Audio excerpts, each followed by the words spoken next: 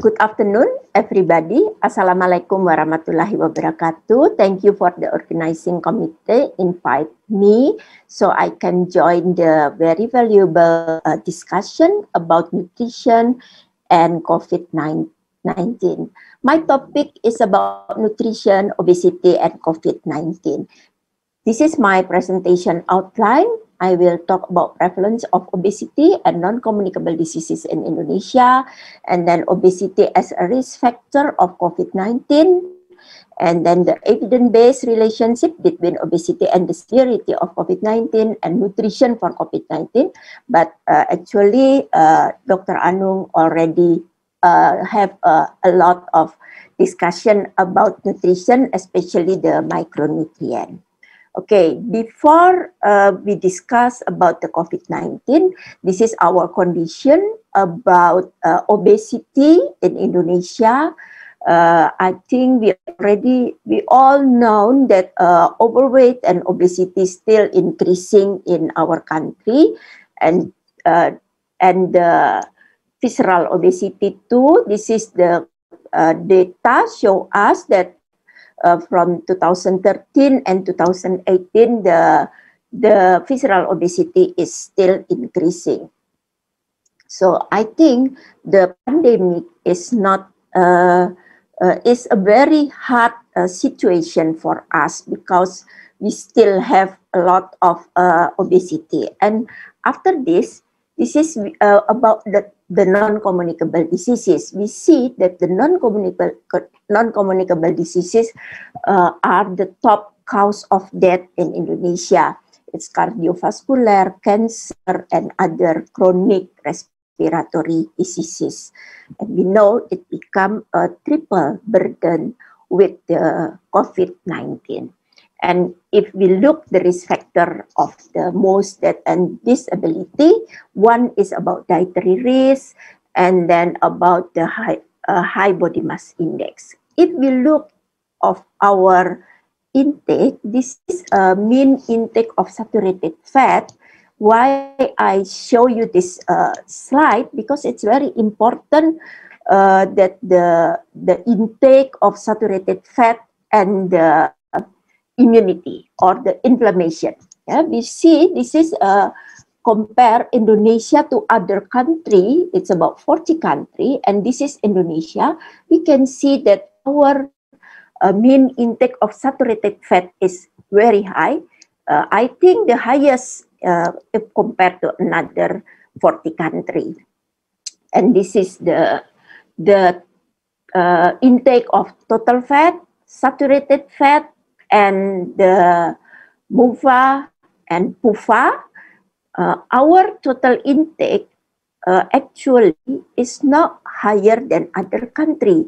But if we look at the MUFA, monounsaturated fatty acid, and the PUFA, it's very, very, very low.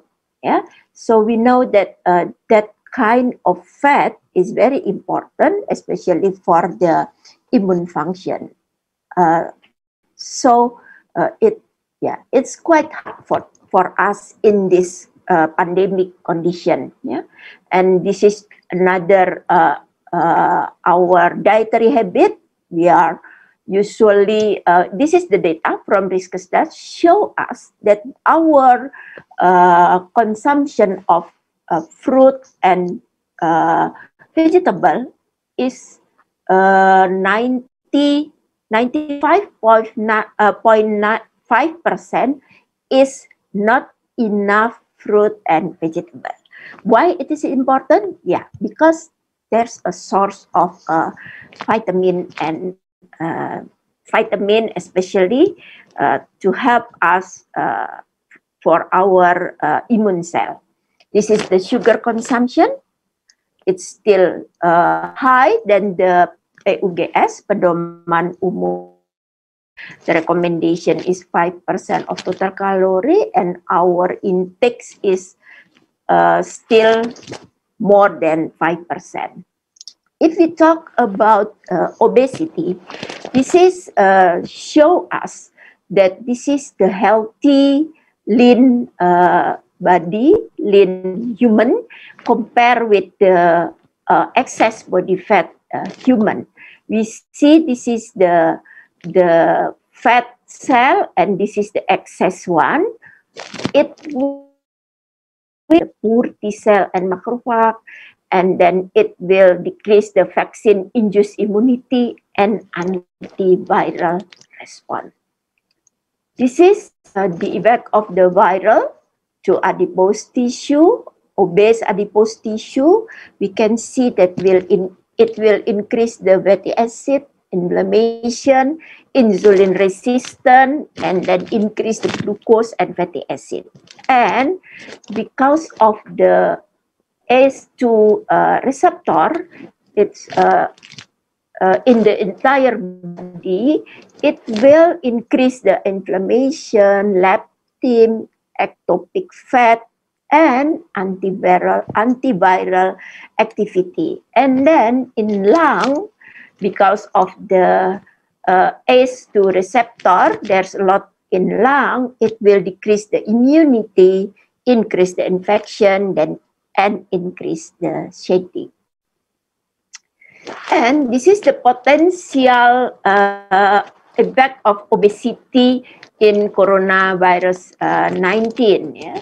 We can see that obesity will affect to the cardiometabolic diseases, inflammation, and then immune dysfunction, pulmonary function, heart disease, kidney disease, and endothelial, and then it will affect the coagulation or hypercoagulation.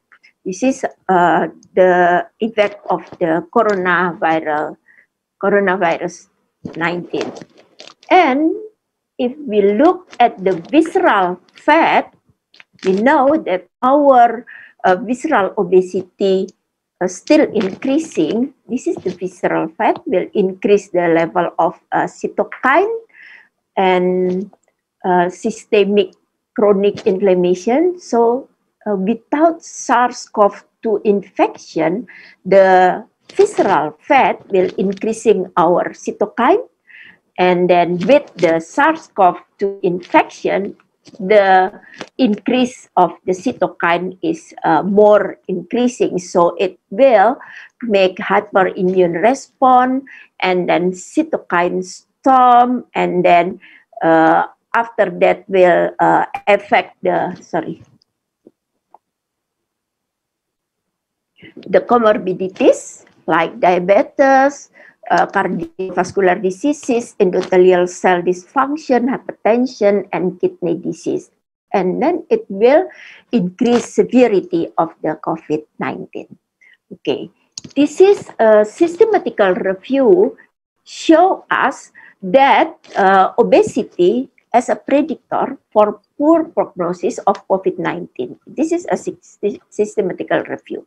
This show us that the obesity will increase the need of invasive mechanical ventilation in COVID-19 patient with body mass index higher than 35 with the odds ratio 7.36. So it's association with higher mortality rate in obese population infected with COVID-19. Okay, this is show us too, there's a lot of study. It's surprising us, there's already a lot of study show us the effect of obesity impaired to metabolic health and COVID-19. This is, for example, show us that increasing the intubation or death for the BMI 30 become increasing about 10%, and then BMI 35 until 40 increasing 30%, and BMI more than 40 increasing 60%. So I think there's already a lot of study show us that obesity always increasing the severity of metabolic health and COVID-19. And this is if we look this individual with obese to the epidemiology and biological relationship, we can see this is the meta-analysis show us with individual with obesity and risk of hospitalization. The pool data show us it become 2.13, the odds ratio. And this is the meta-analysis show us the association between individuals and the risk of being placed in the intensive care unit. We can see that increasing 1.74%. Sorry. This is the obesity and the risk of administration of invasive mechanical ventilation, increasing too, and this is with the mortality. Yeah, we can see that the obesity will increase the hospitalization, increase the ICU, using ICU, intensive care unit, and using the invasive mechanical ventilation and mortality. Why the obesity will change the severity of COVID-19? Because of the mechanistic changes, physical changes, and the comorbidity. Obesity itself is a comorbidity can affect the other comorbidity. That's why being obese in the pandemic condition like now, it's quite dangerous. And if we look, obesity, comorbidities, and COVID-19 is a triple burden. We saw that obesity with the comorbidities and COVID-19 will induce the low-grade chronic inflammation and increase in angiotensin converting enzyme 2, ACE2 receptor, which is present in the lungs, intestine, and kidney, and brain too.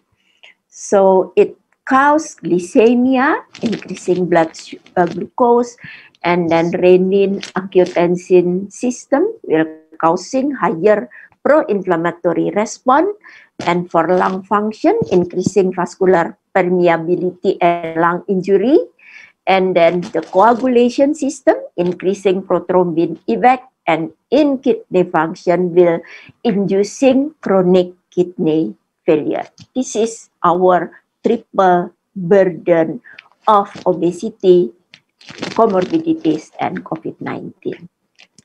This is data from Indonesia show us that in patient COVID-19 in Indonesia, this is the comorbidities and this is the proportion. Yeah, we see that the hypertension about 52.1 proportion in COVID-19 patient, and then diabetes, cardiovascular disease, and then chronic obstructive pulmonary disease. So it's, I think this is that data is show us from the early of our pandemic. We already have now, this is from 2021, the finding is more increasing. Yeah? We can see that from about 3,700 data, this is show us that the risk of the this is the risk of death was associated with higher age, male sex, and then pre-existing hypertension, diabetes, chronic kidney disease, clinical diagnosis of pneumonia, multiple, more than 3 symptoms, and immediate ICU admission or intubation. So I think this show us that the comorbidities in COVID-19, it's quite increasing the severity of the COVID-19. This is the clinical. Sorry, your time is another 3 minutes. Okay, this is the clinical characteristic, hospital-based retrospective cohort. This is for, I will show you the obesity. I think this data is not show us that the patient have obesity. Why? Because maybe the patient come to the hospital cannot wait, because not all our hospital have wait for, if they can't stand, they can't wait. So I think this is unknown, yeah, but not because there's no obesity. This is the patient level measure to treat obesity and impair metabolic health. We have to avoid sedentary and then reduce calorie intake and avoid high sugar and highly processed food and follow maybe Mediterranean diet. But maybe the important thing is a lot of vegetable and fruit, yeah, until we have the less weight loss 5 to 8% or more than 10%. If we talk about the COVID-19 and nutrition, I think Pak Anung already clearly present all the nutrition, but maybe the important thing is this is for the omega-3. This is the meta-analysis for us with the omega-3 supplementation will decrease the ventilator day, will decrease the length of intensive care unit. And this is already shown by Pak Anung.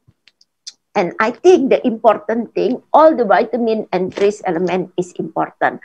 I think that vitamin E, B6, C, D, and E is need as a RDA or a recommended dietary allowance or AKG. But some vitamin C, vitamin D, zinc, and omega-3, maybe it we need increasing than the AKG. Like vitamin C, maybe 200 until 1,000, 1 gram until 2 gram. Vitamin D, maybe daily intake, we need 2,000 EU, especially for Indonesian. There's a lot of vitamin D deficiency, and zinc and omega-3. I think this is the summary of some micronutrient, the vitamin E, the importance of vitamin E in respiratory infection. Yeah, this is vitamin D, this SO2, and then this is the immunomodulatory of vitamin D. I think Pak Anung already present this, and this is our condition for vitamin D. You can see that this is the measurement of vitamin D, and we know that most of the COVID-19 patients have a vitamin deficiency. And this is for zinc, and this is for the important nutrient that support the immune system from vitamin A, B, C, D, E, zinc, selenium, copper, and essential amino acid and essential fatty acid. And this is the recommendation from the board of the Indonesian Decision Nutrition Specialist for the orang dalam pengawasan, and then pasien dalam pengawasan, and then tenaga kesehatan, and the patient with the critical ill. I think we can look at this and follow the recommendation. The conclusion, obesity with an excess body fat can affect immune system, and there are some potential mechanism of obesity in coronavirus infection, and there is a significant correlation between immune system and nutrition. In this pandemic condition, optimal immune system is very important to prevent us, and especially for obese patients, from viral infection and severity infection of coronavirus. Thank you very much for the attention. Assalamualaikum warahmatullahi wabarakatuh.